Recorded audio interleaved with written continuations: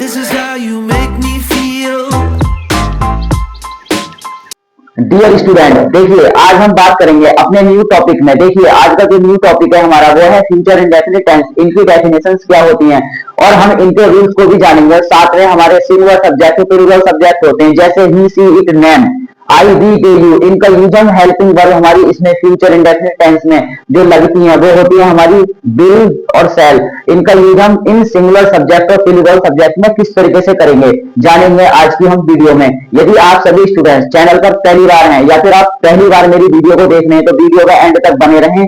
और चैनल है हमारा TS स्टडी 21। इस चैनल को अधिक से अधिक स्टूडेंट सब्सक्राइब करें। चलिए अब हम स्टार्ट करते हैं आज का जो हमारा न्यू टॉपिक है। देखिए फ्यूचर इंडेफिनिट टेंस, इस वाले टेंस में क्या होता है, इस वाले टेंस में हम कोई भी चीज स्टार्ट करते हैं वो अगले दिन के लिए स्टार्ट करते हैं। मतलब इसमें यदि हम किसी भी बात का जिक्र करें तब वो बात भविष्य के लिए होगी। जैसे यहाँ पर लिख रहा है पहचान इनकी क्या होगी, जैसे हमारी क्रियाएं होती हैं जैसे खाना पीना सोना हंसना, उनकी क्रियाओं के लास्ट में गा गी गे ये चीज निकल कर आए तब वहां पर फ्यूचर इंडेफिनिट टेंस की पहचान होती है। इसकी सिंपल डेफिनेशंस बताता हूं मैं आपको। जिन हिंदी वाक्यों की क्रियाएं जो होती हैं, जो वाक्य की क्रियाएं होती हैं, क्रियाओं के अंत में गा गी गे, जैसे ये लिखा हुआ है मैंने यहाँ पर गा गी गे आदि शब्द वाक्य के अंत में आ जाएं तब वहां पर हम फ्यूचर इंडेफिनिट टेंस की पहचान के रूप में जानते हैं। इस वाले मतलब टॉपिक में आज का जो हमारा टॉपिक है फ्यूचर इंडेफिनिट टेंस की जो डेफिनेशन होती है वो होती है गागी गे, ये बाकी की क्रियाओं के अंत में आए। और यहाँ पर एक चीज और लिखी हुई है एक्शन इन फ्यूचर। एक्शन का मतलब होता है कार्य। यहाँ पर जो हमारा कार्य होता है इस वाले टेंस में वो भविष्य के लिए होता है। यदि हम कोई भी चीज स्टार्ट करें, जैसे सपोज करो मैंने सेंटेंस बोला आपको कि मैं कल दूध पीऊंगा, तो पीना एक हमारी क्रिया हो गई। पीने के साथ वाक्य के लास्ट में जो लगा हुआ है मतलब गागी गे लगा हुआ है, क्रिया के लास्ट में गा गी गे, जैसे मैंने अभी बोला जस्ट आपको तुरंत बोला, क्या बोला, मैं कल दूध पीऊंगा, पीना क्रिया हो गई मतलब लास्ट में जो निकल के आ रहा है सब तो गा। तो ये एक प्रकार से क्रियाएं होती हैं जो हमारी फ्यूचर इंडेफिनिट टेंस की एक प्रकार से बात को बताती है। देखिए यहाँ पर ये चीज लिखी हुई है जैसे कि खाना पीना सोना पढ़ना पढ़ाना, ये हमारी एक प्रकार से क्रियाएं होती हैं। इनका यूज हम कैसे करें कि हमारा फ्यूचर इंडेफिनिट टेंस निकल कर आ जाए, तो जानते हैं हम आज इस वीडियो में। देखिए वीडियो में मेरे साथ अंत तक बने रहें तभी आपके फ्यूचर इंडेफिनिट टेंस बहुत अच्छे से समझ में आएगा। देखिए जैसे ये आता है खाना, इसमें क्या चीज जोड़े कि गाली में निकलकर फ्यूचर इंडेफिनिट टेंस की क्रिया बन जाए। देखिए खाना, खाना को लगाएंगे खाएगा, इसके बाद पीना तो पिएगा, इसके बाद आता है सोना तो सोएगा। अगर किसी लड़की का नाम होगा यहाँ पर सोएगा सोएगी लगा देगी, जैसे मैंने सोएगा की स्थान पर सोएगी कर दिया। और जैसे पढ़ना तो पढ़ेगी या फिर पढ़ेगा, तो एक ही चीज निकल के आएगा, पढ़ाना तो पढ़ाएगा। तो ये चीज हमारी क्रियाओं के लास्ट में गा गी गे मतलब जो चीज होती है ये निकल कर आती है। तब इन्हीं से हम पहचान कर लेते हैं हर एक टेंस में, चाहे वो प्रेजेंट का कोई सा भी हो 4 भाग में, या फिर पास्ट के 4 भाग में कोई सा भी हो, या फिर फ्यूचर के 4 भाग में कोई सा भी हो, हमें क्रिया की जो मतलब जो वर्ब की फर्स्ट फॉर्म होती है उसकी क्रिया के अंत में जो भी जैसी डेफिनेशन आएगी, प्रेजेंट इंडेफिनिट है तो ता पीते आएगा, फ्यूचर है तो वो मतलब गाड़ी के आएगा, और हमारा पास्ट इंडेफिनिट टेंस है ता था थी थे, ये सभी क्रियाओं के लास्ट में निकल कर आएंगे। बस ध्यान रखना है आपको कि जो हमारी वर्ब की फर्स्ट फॉर्म होती है या सेकंड जो भी निकल कर आती हैं वो तो टेंस के अकॉर्डिंग ही मतलब पता लग जाता है कि इसमें सेकंड लगेगी, फर्स्ट लगेगी, या फिर इसमें आईएनजी लगेगी, या फिर हेल्पिंग वर्ब हमारी हैज हैव हैड, या फिर विल हैव शैल हैव, इनके बाद वर्ब की थर्ड लगेगी। लेकिन पहचान हमें क्रिया के अंत में जो शब्द आते हैं ता पीते रहा है रही है, इन शब्द से ही पहचान करना है कि हमारा टेंस कौन से टॉपिक का है मतलब कौन से टेंस का है। तो देखिए ये मैंने आपको ये चीज बता दी। अब हम बात करेंगे इससे आगे की चीज में इनका यूज हम किस तरीके से करेंगे। देखिए भैया सभी स्टूडेंट्स ध्यान से देखें, कॉपी पेन अपने साथ रखें। यदि वीडियो में कोई आपको प्रॉब्लम आ रही तो वीडियो को स्किप करके थोड़ा पीछे करके वीडियो को देखें। देखिए हमारी इसमें हेल्पिंग वर्ब जो होती है वो होती है विल या शैल। विल और शैल हमारी फ्यूचर इंडेफिनिट टेंस की हेल्पिंग वर्ब आती है निकलकर। अब इनका यूज हम सिंगुलर और प्लूरल सब्जेक्ट में किस तरीके से करते हैं वो चीज आपके लिए बहुत ही ज्यादा इंपॉर्टेंट है। देखिए यदि हमारा सब्जेक्ट आई और वी आता है तब हमें हेल्पिंग वर्ब शैल का यूज करना है। बाकी हमारे सब्जेक्ट आते हैं ही, सी आ जाए या फिर हमारा इट आ जाए या किसी का नेम आ जाए। अब प्लूरल सब्जेक्ट में कुछ सब्जेक्ट निकल कर आते हैं जैसे दे और यू, इनके साथ हमें हेल्पिंग वर्ब क्या लगानी है, विल लगानी है। ये हमारी एक प्रकार से मतलब हल्की सी जानकारी होती है, नॉलेज है आप सभी के लिए। देखिए इसके साथ हमें इनका यूज करने के बाद हमें वर्ब की फर्स्ट फॉर्म का यूज कर देना है। देखिए इनका जो मेन रूल होता है अफर्मेटिव सेंटेंस में वो क्या होता है, सबसे पहले यहाँ पर सब्जेक्ट आएगा, फिर वर्ब की फर्स्ट फॉर्म आएगी, ओ सॉरी, सब्जेक्ट के बाद यहाँ पर हमारी हेल्पिंग वर्ब आएगी, क्या आएगी, विल या शैल आएगा। फिर इसके बाद वर्ब की फर्स्ट फॉर्म आएगी, इसके बाद हमारा ऑब्जेक्ट आएगा और यहाँ पर फिर हमारा अगर आएगा। ये हमारे टेंसेज फ्यूचर इंडेफिनिट टेंस के बनाने का जो रूल्स है वो है। अब देखिए इनका एक एग्जांपल लिख देते हैं। जब एग्जांपल लिखेंगे तो हमारा ये भी पता लग जाएगा कि इसमें की मतलब सब्जेक्ट इसमें से आ रहा है या इसमें से आ रहा है। मैंने आपको यहाँ पर एक ट्रिक बताई है थोड़ी सी, आई और वी आए मतलब मैं और हम आए तो उनकी अंग्रेजी हमने आई और वी लगा देनी है, उनके साथ हमें सेल लगा देना है। सेल कब लगेगा, सेल जब लगेगा जब बाकी की क्रिया के लास्ट में गा गी गे ये शब्द निकल कर आ जाए तो फ्यूचर इंडेफिनिट टेंस होगा।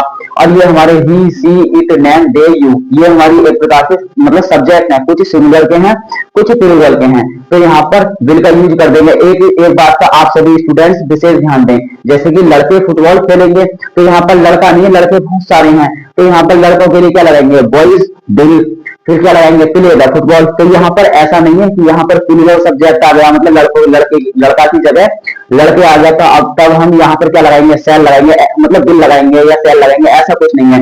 हमें हमेशा विल का यूज करना है, बस वाक्य के शुरू में मैं और हम यदि ये चीज निकल कर आ रही है तब वहां पर हमें सेल का यूज करना है। बाकी कितने भी बहुवचन आए हमें वहां पर हमेशा मतलब ऑल टाइम विल का यूज करना है। अब देखिए यहाँ पर हमारा एक सेंटेंस है, मैं आपको एक सेंटेंस थोड़ा हल्के ट्रिक में समझाता हूं। देखिए एक सेंटेंस है हमारा, वह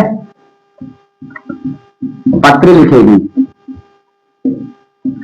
वह पत्र लिखेगी। इस सेंटेंस को जब हम इंग्लिश में ट्रांसलेट करेंगे तो किस तरीके से करेंगे, देखिए वह के लिए क्या लगाएंगे, सबसे पहले सी लगाएंगे, क्या लगाएंगे, सी। अब हमें सबसे पहले हमने वह के लिए तो लगा दिया क्योंकि हमारा रूल में क्या आ रहा है निकलकर, रूल में निकलकर सबसे पहले सब्जेक्ट आ रहा है, सब्जेक्ट हमारा पहली चीज होता है। अब यहाँ पर पहचान करेंगे, देखिए गी शब्द आ गया तो यहाँ पर गा गी गे ये हमारी तीन चीज निकल कर आती है, गा गी गे ये तीन हो गई, इन तीन से ही पहचान करना है कि हमारा टेंस कौन सा है। अब देखिए वह पत्र लिखेगी, लिखना हमारी एक क्रिया होती है, तो जो चीज हमारी शुरू में दे रखा है मतलब वो हमारा सब्जेक्ट हो गया। तो वह पत्र लिखेगी तो सी, फिर क्या लगाएंगे, विल लगाएंगे, विल क्यों लगाएंगे भैया, ऊपर देखो थोड़ा, ही सी लड़की है तो यहाँ पर हमारा सी आ गया, सी के साथ हमें हेल्पिंग वर्ब विल लगा देनी है, तो सी विल, हेल्पिंग वर्ब विल और सेल में से हमें एक सेलेक्ट करनी है सब्जेक्ट के अकॉर्डिंग देखकर। देखिए फिर वर्ब की फर्स्ट फॉर्म लिखने की आएगी राइट, तो राइट लगा देंगे, फिर लगा देंगे ए लेटर, तो ये सेंटेंस हमारा इस तरीके से बन जाएगा। अब नेक्स्ट सेंटेंस देखिए क्या होगा। नेक्स्ट सेंटेंस हमारा है कि मतलब यहां पर लिखते हैं हम, मैं एक गीत गाऊंगा, मैं एक गीत गाऊंगा, तो देखिए मैं के लिए हमें क्या लगा देना है, फिर से आई लगा देना है। अब यहाँ पर सब्जेक्ट चेंज हो गया, पहले वह था अब आई आ गया। अब देखो आई के साथ हमें आई और बी आता है तो हमें सेल लगा देना है, तो आई के साथ लगाएंगे सेल, सेल के बाद लगा देंगे गाने की अंग्रेजी सीन। अब देखो गाना हमारे क्रिया है, अब जैसे मैं आपको पढ़ा रहा हूं, जैसे मैं आपको पढ़ा रहा हूं मतलब मैं आपको पढ़ाऊंगा या हम आपको पढ़ाएंगे, तो सब्जेक्ट को चेक करना है। बस मैंने पहले बोला कि मैं पढ़ाऊंगा मतलब मैं आपको पढ़ाऊंगा तो आई सेल, फिर क्या लगाएंगे टीच यू, तो यहाँ पर मैंने बोला तो आई आ गया फिर सेल लग गया।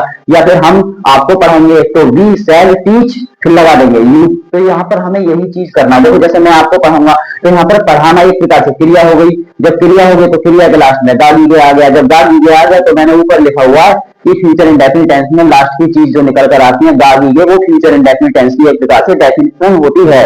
देखिए आई सेल सी, फिर लगा देंगे ए सॉन्ग, तो ये सेंटेंस इस तरीके से बनेगा। और इसके बाद एक नेक्स्ट सेंटेंस और लिखता हूं मैं, देखिए यहाँ पर थर्ड सेंटेंस है, जैसे एक बार और लिख देता हूं मैं सेल का, हम कल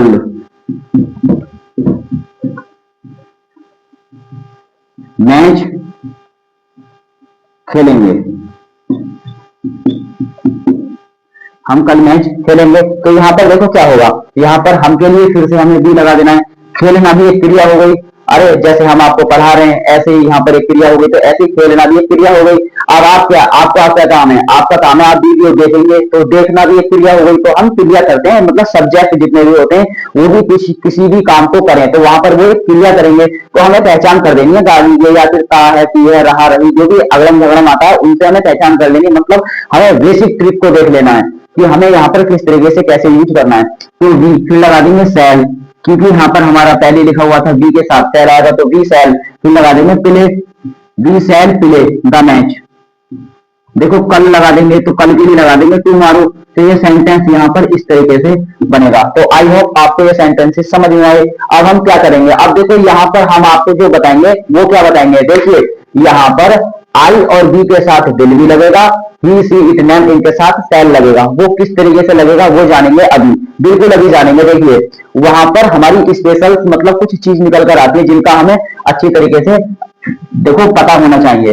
तो देखो मैं आपको बताता हूं आई और बी का अपने आप में किस तरीके से एक प्रकार से हो जाता है। देखिए सबसे पहले मतलब क्या नाम है, यदि किसी वाक्य में आदेश कार्य बाध्यता या फिर अनिवार्यता प्रकट होता है वहां पर ये चीज हेल्पिंग वर्ब वहां पहुंचेगी और ये यहाँ पहुंचेगी। कैसे, मैं आपको एक सेंटेंस बताता हूँ, आई और बी के साथ बिल लग जाएगा और बाकी के जितने भी सब्जेक्ट हैं उनके साथ सेल लगेगा। देखिए सेंटेंस है जैसे यहाँ पर मैं तुम्हें जान से मार दूंगा।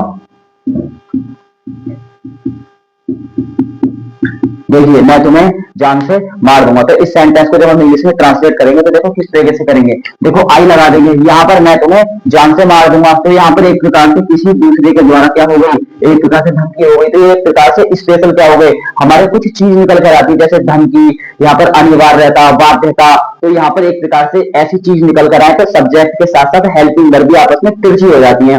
तो आई फिर लगा देंगे विल, आई विल, फिर लगा देंगे फिर लगा देंगे यू। तो यहाँ पर इस तरीके से बिल लगेगा क्योंकि यहाँ पर एक प्रकार से धमकी दी गई है।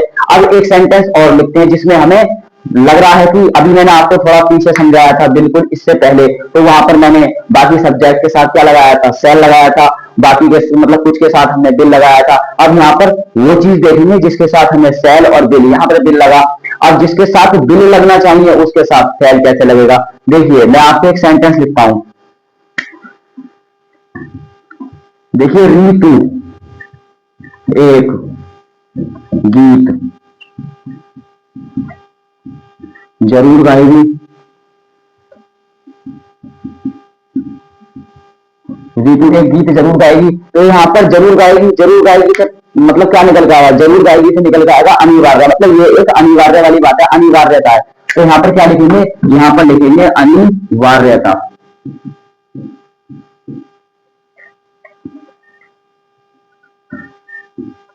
तो देखिए सेंटेंस को इंग्लिश में बनाओ, रीतू फिर लगा देंगे सेल, क्योंकि यहाँ पर जरूर शब्द से पता लगा कि ये एक स्पेशल बात है कि यहाँ पर ये गीत गाएगी।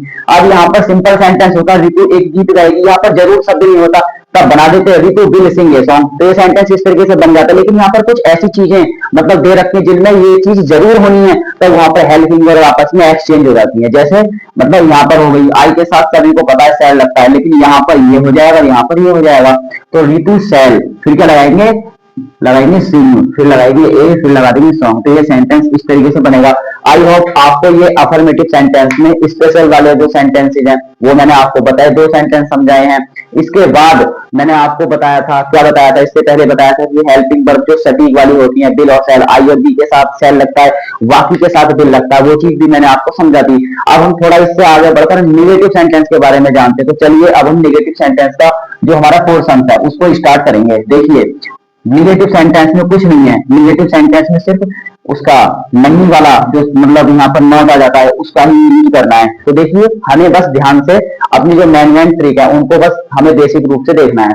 देखिए यदि हमारी हेल्पिंग वर्ब क्या आ जाए, विल आ जाए, तब वहां पर क्या करना है, वहां पर हमें नॉट लगा देना है। यदि हमारी हेल्पिंग वर्ब क्या आ जाए निकलकर, सेल आ जाए, तब उसके साथ हमें नॉट लगा देना है। बस ये नोट का ही खेल है सारा, बाकी कुछ नहीं है। अब जो हमारा रूल फर्स्ट था वही रूल लगेगा, यहाँ पर सिर्फ नोट को ऐड कर देंगे। देखिए मैं आपको रूल भी लिख देता हूँ। सबसे पहले सब्जेक्ट प्लस एच वी आ जाएगा, यहाँ पर हेल्पिंग वर्ब, वर्ब और टेंस की सहायता, वर्ब और टेंस की सहायता करके मतलब वर्ब और वर्ब की सहायता करके टेंस का निर्माण कर दे उसे हेल्पिंग वर्ब बोलते हैं।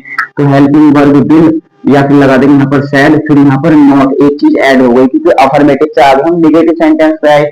यहाँ पर वर्ब की फर्स्ट आ जाएगी प्लस, इस जगह पर आ जाएगा ऑब्जेक्ट और प्लस आ जाएगा यहाँ पर मतलब क्या आ जाएगा, मतलब अदर आ जाएगा। अब सेंटेंस लिखते हैं यहाँ पर, जैसे कि तुम क्रिकेट नहीं खेलोगे, तुम क्रिकेट नहीं खेलोगे, तो यहाँ पर ये सेंटेंस है। यहाँ पर जरूर आ जाता, तुम जरूर क्रिकेट नहीं खेलोगे, तुम क्रिकेट जरूर नहीं खेलोगे, तब यहाँ पर हेल्पिंग वर्ब आपस में एक्सचेंज हो जाती है। स्पेशल चीज के लिए हमें ध्यान रखना है, जैसे कि मतलब धमकी, अनिवार्यता, बाध्यता, या फिर किसी एक प्रकार से एक जैसे कि आदेश आ जाए कि मतलब तुम्हें कल यहाँ आना होगा, तो इस सेंटेंस को हम किस तरीके से बनाएंगे, यू विल कम हेयर, क्या लगाएंगे, मतलब इस सेंटेंस को जब हम बनाएंगे, सॉरी बिल नहीं आएगा, शैल आएगा, you shall come here tomorrow. तो ये सेंटेंस इस तरीके से स्पेशल शब्द जो निकल कर आते हैं वहां पर हेल्पिंग वर्ब आपस में एक्सचेंज हो जाती है। फिलहाल आप इस सेंटेंस को समझें, तुम क्रिकेट नहीं खेलोगे, तो हमें पहले वाले पे पहुंचना है जो मैंने आपको स्पेशल चीज से पहले बताई थी। देखो यू, फिर लगा देंगे बिल, क्यों लगाएंगे, क्योंकि हमें आई और बी के साथ सेल लगाना है, बाकी के साथ हमें बिल लगाना है। वो तो मैंने आपको इस वजह से बता दी थी, ताकि स्टोरी वगैरह आती है 10th क्लास के एग्जाम में, तो वहां पर जरूर बाध्यता, अनिवार्यता, ये चीज मतलब धमकी वगैरह, आदेश, ये चीज निकल कर आए और वहां पर ऐसे शब्द आ जाए जैसे कि जरूर, तुम्हें यहाँ जरूर आना पड़ेगा, मतलब उसे एक गीत अवश्य गाना पड़ेगा। तो ऐसे सेंटेंसेस में हेल्पिंग वर्ब को आपस में एक्सचेंज कर देना। लेकिन यहाँ पर देखो वही चलेंगे, लेकिन जिसमें कुछ चीज एक्स्ट्रा वगैरह नहीं दे रखी। अब यहाँ पर है तुम क्रिकेट नहीं खेलोगे, तो तुम के लिए तो यू आ गया, हेल्पिंग वर्ब बिल आ गई, खेलने के लिए पीले लगा देंगे, क्यों लगेगा, क्योंकि खेलने के बाद गाली ये आ रहा है, बल्कि फर्स्ट फॉर्म का यूज इसमें होता है। देखिए यू विल प्ले, फिर लगा देंगे क्रिकेट, तो ये सेंटेंस में हेल्पिंग वर्ब आ गई। अब एक सेंटेंस और लिखते हैं, देखिए नेक्स्ट है, मेरा भाई मुझे नहीं पढ़ाएगा। इसको इंग्लिश में ट्रांसलेट करो, देखो मेरा और भाई, तो माई ब्रदर, फिर लगा दो विल, फिर लगाएंगे नॉट, फिर लगा देंगे टीच, पढ़ाने के लिए आएगा टीच। देखो पढ़ने वाला रीड होता है, रीडर, लेकिन पढ़ाने वाला टीचर होता है। तो पढ़ने के जो देखो जैसे कि यहाँ पर पढ़ाएगा तो पढ़ाने के लिए टीच आएगा, पढ़ेगा तो रीड आएगा। तो ये चीज ध्यान रख लेना। यदि कोई तुम्हें एडवाइस दे रहा है, मतलब टीचिंग कर रहा है, आपको कोई चीज मतलब एक प्रकार से नॉलेज दे रहा है, तो वो आपको एक प्रकार से मतलब टीचिंग करा रहा है आपकी। यदि आप पढ़ रहे हैं, चाहे खुद पढ़े कैसी पढ़े, तो एक प्रकार से आप वहां पर रीडर हैं, आप रीडिंग कर रहे हैं। तो माई ब्रदर विल टीच, फिर लगाएंगे मी। तो ये सेंटेंस में बिल यहाँ पर लगेगा। दो सेंटेंसेस हमने बिल के जाने, उसमें नॉट कैसे आएगा। तो यहाँ पर देखिए तुम, यहाँ पर मैंने पहला सेंटेंस में थोड़ा मिस्टेक कर दी थी, तो यहाँ पर यू विल नॉट और लगा देना, मैंने यहाँ पर नॉट नहीं लगाया, उसके लिए रियली सॉरी। देखिए नॉट लगा देंगे यहाँ पर। अब यहाँ पर इस सेंटेंस को इस तरीके से बनाएंगे। देखिए थर्ड सेंटेंस है, थर्ड हमारा एक सेंटेंस ऐसा लिखते हैं जिसमें शैल का यूज होगा।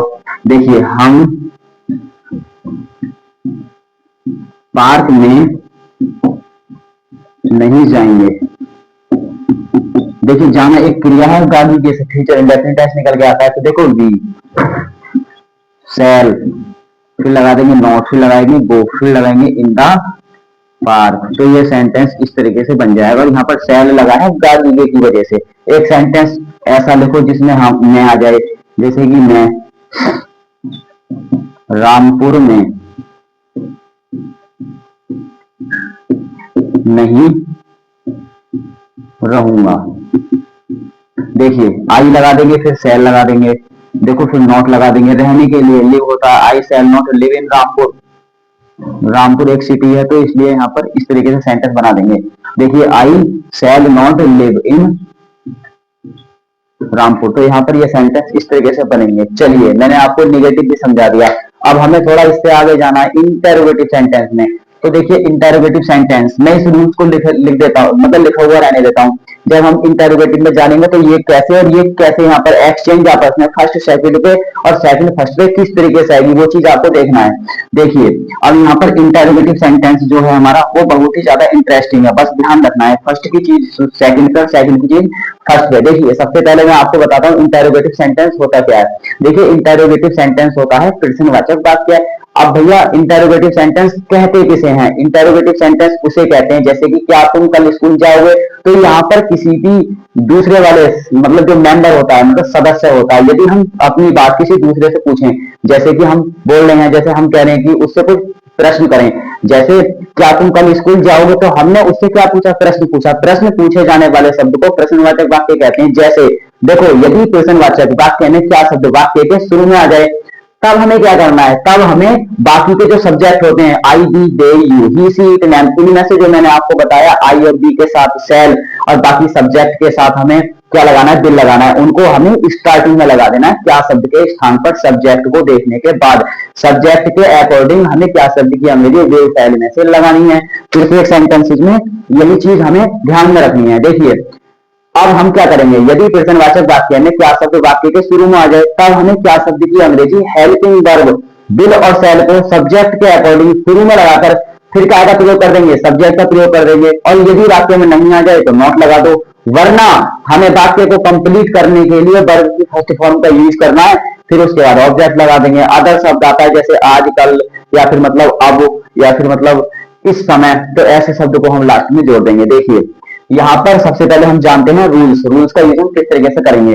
देखो रूल हमारा 3 है, तो रूल 3 में देखो हमें क्या करना है। अब हम किस रूल्स के अकॉर्डिंग इंटरोगेटिव सेंटेंस का रूल किस तरीके से निकालेंगे। देखिए सबसे पहले आएगी हमारी हेल्पिंग वर्ब, क्या आएगी, विल और शैल, फिर आएगा इसके बाद सब्जेक्ट, फिर आएगा नॉट, फिर आएगी हमारी वर्ब की फर्स्ट फॉर्म, फिर इसके बाद हमें ऑब्जेक्ट लगा देना है, फिर इसके बाद हमें अदर का यूज कर देना है। अब हम 4 सेंटेंसेस समझेंगे। देखिए पहला सेंटेंस हमारा है क्या, मेरा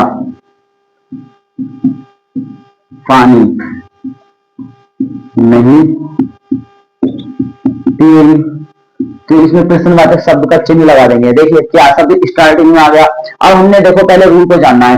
देखो हेल्पिंग वर्ब विल या शैल, यहाँ पर हेल्पिंग वर्ब विल और शैल जो है हमारी वो शुरू में आ गई और सब्जेक्ट हमारा सेकंड नंबर पे पहुंच गया। तो यही हमारी मतलब इंटरोगेटिव सेंटेंस की खास बात है। अब देखो क्या शब्द शुरू में आ गया तो हमें क्या करना है, हमें आई और बी को, देखो आई और बी के साथ तो हमें शैल लगाना है, ये चीज मैं आपको फिर से बता रहा हूँ। बाकी जो भी चीज क्या शब्द के बाद आए उसको जो भी मतलब मिले आपको तो वहां पर बिल लगा देना है। तो सबसे पहले लगाएंगे बिल, फिर लगाएंगे नी और रा, बिल मीरा, फिर लगाएंगे, देखो सबसे पहले बिल लगा दिया, इसके बाद हमने सब्जेक्ट लगा दिया, नहीं वाक्य में है जरूर है तो नॉट लगा देंगे। नॉट के बाद हमें क्या कर देना है, फिर वर्ब की फर्स्ट फॉर्म पीना, तो फिर लगा देंगे ड्रिंक, ड्रिंक के बाद लगा देंगे द वाटर। तो ये सेंटेंस इस तरीके से बनेगा। एक सेंटेंस और लिखता हूं, देखिए दूसरा सेंटेंस है क्या तुम अपना कार्य करोगे। देखिए इसमें क्या करना है, तुम शब्द आ जाए तो फिर से क्या लगाना है, बिल लगाना है, तो विल यू, फिर लगा देंगे डू, क्या तुम करोगे क्या अपना कार्य, तो तुम के साथ अपने की अंग्रेजी आएगी। डायरेक्ट इनडायरेक्ट में पहुंचेंगे तो हमें क्या करना पड़ेगा, यू का पॉजिटिव, पॉजिटिव फॉर्म मतलब किसी का को किसी भी चीज से संबंध हो। यहाँ पर क्या तुम अपना कार्य करोगे, तो यहाँ पर तुम कार्य करोगे अपना, तो एक प्रकार से संबंध है इसका कि मतलब हम अपना कार्य करेंगे या तुम अपना कार्य करोगे, तो एक प्रकार से यू के साथ अपने की अंग्रेजी क्या आएगी। ट्रांसलेशन जब हम इंग्लिश में बनाते हैं हिंदी के दिए हुए सेंटेंसेस की, तो वहां पर ऐसे बोला जाता है कि तुम के साथ अपने की अंग्रेजी क्या आएगी। यदि हम डायरेक्ट से इनडायरेक्ट बनाते हैं तो यू का पॉजिटिव, जैसे पर्सन के अकॉर्डिंग चेंज होते हैं डायरेक्ट इनडायरेक्ट में, वो मैंने आपको डिटेल में करा रखी है। तो पीएस स्टडी 21 चैनल, इस चैनल को सब्सक्राइब करें, डायरेक्ट इनडायरेक्ट भी आप देख सकते हैं। जब तक आपको टेंसेस के बारे में अच्छी तरीके से 12 टेंसेस की नॉलेज नहीं है तब तक आपके लिए डायरेक्ट इनडायरेक्ट एक प्रकार से मतलब दिक्कत वाली चीज है। तो पहले आप 12 टेंसेस का अच्छी तरीके से मतलब रिवीजन करें और एक प्रकार से अपनी एजुकेशन को आगे बढ़ाएं, आगे के लिए मतलब अपनी जो मतलब एजुकेशन है उसको मोटिवेशन करें। तो देखिए विल यू डू, क्या तुम करोगे क्या अपना कार्य, तो यहाँ पर लगा देंगे योर और फिर लगा देंगे वर्क। तो ये सेंटेंस इस तरीके से बन जाएगा। देखिए हमने दोनों सेंटेंसेस में विल का यूज करा। अब हम थर्ड सेंटेंस लिखेंगे, उसमें हमें शैल का यूज करना है। देखिए क्या मैं यह पाठ नहीं याद करूंगा,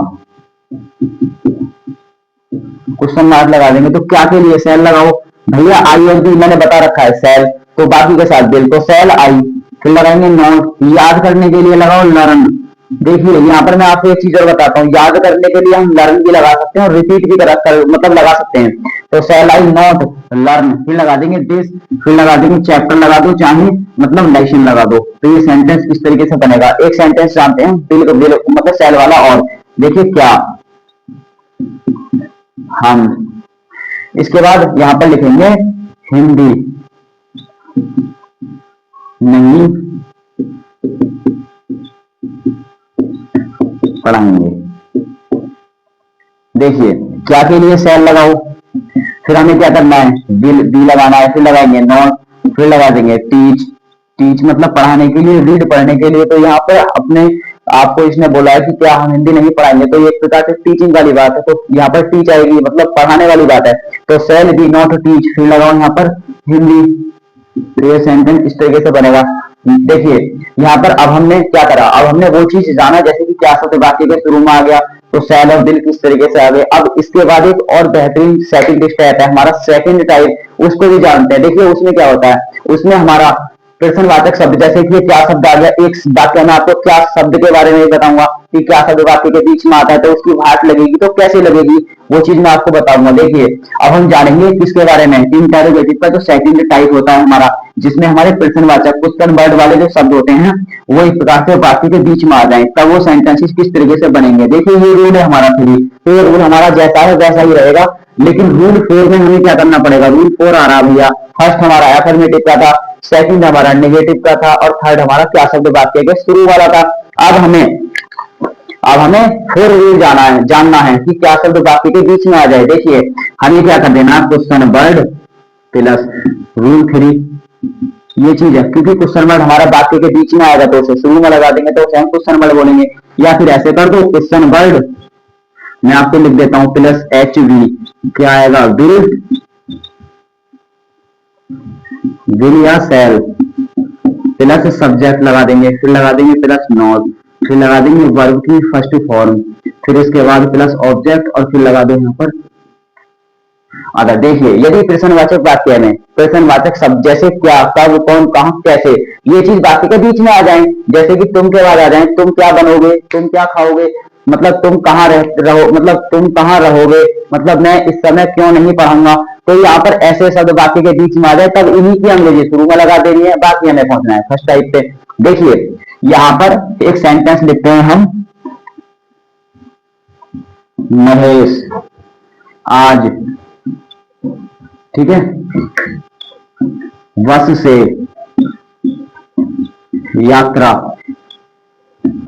क्यों करेगा, ये सेंटेंस आ गया। अब हमें क्या करना है इस सेंटेंस में, देखो भैया गांधी, इससे तो पता लग रहा है कि फ्यूचर इंडेफिनिट टेंस है। अब हम इससे आगे देखो क्या जानेंगे, क्यों शब्द वाक्य के बीच में आ गया। मैंने आपको भी बोला था पीछे कि क्या शब्द वाक्य के शुरू में आ रहा है, तो एक सेंटेंस वैसा भी होना चाहिए जो हमारा क्या शब्द वाक्य के बीच में आए, तो मैं आपको एक सेंटेंस वो भी बताऊंगा। देखिए सबसे पहले क्वेश्चन वर्ड है, तो देखिए क्वेश्चन वर्ड हमारा यहाँ पर क्यों है, तो क्यों के लिए हम यहाँ पर भाई लगा देंगे। भाई के बाद हमें क्या करना है, हमें कुछ नहीं करना, हमें इंटरोगेटिव सेंटेंस का जो सेकंड टाइप है उसमें उसी चीज की अंग्रेजी जो हमारा क्या, कब, कौन, कहां, कैसे आ रहा है, इसकी अंग्रेजी हमें शुरू में लगा देंगे, बाकी हमारा वही झमेला है जो फर्स्ट टाइप में है। देखिए क्या शब्द की अंग्रेजी भाई लगा दी, मैंने जैसे लिखा था क्वेश्चन वर्ड प्लस रूल 3। इसके बाद हमारा मैंने यहाँ पर एक चीज और लिख दी थी जिससे कि आप अच्छे तरीके से अपनी एजुकेशन को समझें, मतलब जो सेंटेंसेस बनाने की जो मतलब ट्रिक है उसको ध्यान से देखें। Question word plus helping verb, will या shall, plus subject plus not plus verb की first form plus object plus other. देखिए ये चीज मैंने आपको नीचे करके भी लिख दिया।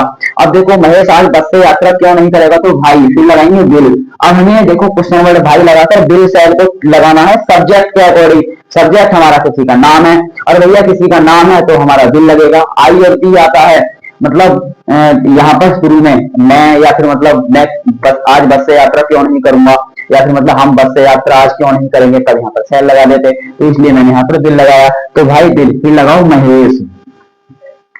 देखिए क्वेश्चन वर्ड हो गया, दिल हो गया, महेश आ गया, फिर इसके बाद फिर नॉट नहीं है छोड़ दो, यात्रा करने के लिए ट्रेवल लगा दो। भाई दिल महेश, फिर लगा देंगे ट्रेवल, फिर लगा देंगे बाई, मतलब बस। ये बाई हमारा प्रीपोजिशन है, तो यहाँ पर पूर्व सर्ग संबंध सूचक अब है, ये हमारी प्रीपोजिशन की हिंदी होती है जो किसी के मतलब संयोग से बनती है। देखिए भाई दिल महेश ट्रेवल, वाई बस, फिर लगा देंगे टू डे। तो यहाँ पर ये सेंटेंस में क्वेश्चन वर्ड यहाँ पर आ गया, तो उसे ही शुरू में लगा दो। एक सेंटेंस हम और जानेंगे, देखिए मैं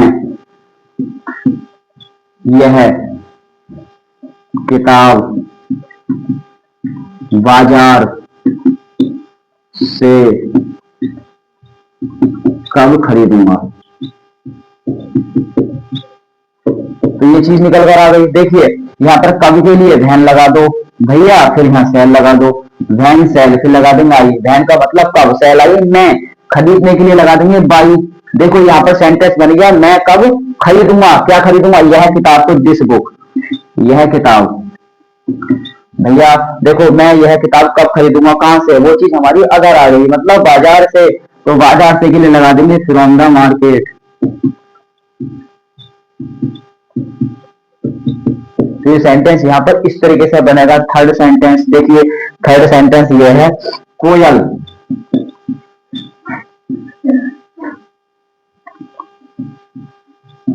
गीत कैसे गाएगी। भैया सभी को पता है कोयल गीत अपने मुंह से गाएगी, अपनी मतलब आवाज से गाएगी, साउंड से गाएगी। तो यहाँ पर सेंटेंस है तो इसलिए मैंने सेंटेंस ऐसा लिखा जिससे कि हमें सेंटेंसेस बनाने में कोई दिक्कत नहीं हो। तो कैसे के लिए लगा हुआ हाउ, फिर लगाएंगे विल, फिर लगाएंगे कुकू, फिर लगाएंगे सिंग। देखो कोयल है तो इसलिए आ सॉन्ग। तो ये सेंटेंस में इस तरीके से बना देंगे। क्वेश्चन वर्ड देखे जाओ और आराम से टेंसेस को बनाए जाओ, ये सेंटेंस इस तरीके से बन जाएंगे। बहुत आसान है future indefinite tense, past indefinite tense भी आसान है। अगर आसान नहीं है तो वो क्या है हमारे लिए, मतलब किसी भी चीज को समझना। जब तक हम किसी भी चीज के बारे में ज्यादा नहीं सोचेंगे, यदि हम पढ़ाई की बात करते हैं तो पढ़ाई के बारे में ज्यादा फोकस नहीं करेंगे, तब तक हम ये चीज एक प्रकार से कठिन ही देखेंगे। देखिए फोर्थ सेंटेंस है, फोर्थ सेंटेंस में हम मेले में कहां जाएंगे। देखिए कहां के लिए लगा देंगे वेयर, फिर लगा दो सेल, फिर लगा देंगे वी, फिर लगा देंगे गो, फिर लगाएंगे इन द फेयर। तो ये सेंटेंस इस तरीके से बन जाएगा। भैया यहाँ पर मैंने आपको समझाया फ्यूचर इंडेफिनिट टेंस। आज के लिए फिलहाल इस वीडियो में इतना ही। फ्यूचर इंडेफिनिट टेंस से रिलेटिव कोई भी यदि आपको प्रॉब्लम आती है तो देखिए भैया TS स्टडी 21 इस चैनल को अधिक से अधिक स्टूडेंट सब्सक्राइब करें। और हाँ, किसी भी चीज के लिए आप मुझे कमेंट करें, वीडियो में जाएं और वीडियो में कमेंट करें कि सर ये चीज आप मुझको दोबारा समझाइए। तो मैं आपको कुछ भी करूं, कैसे भी अपनी हार्ड वर्क से या फिर मतलब किसी भी तरीके से मैं अपना टाइम निकाल के आपको जरूर बताऊंगा।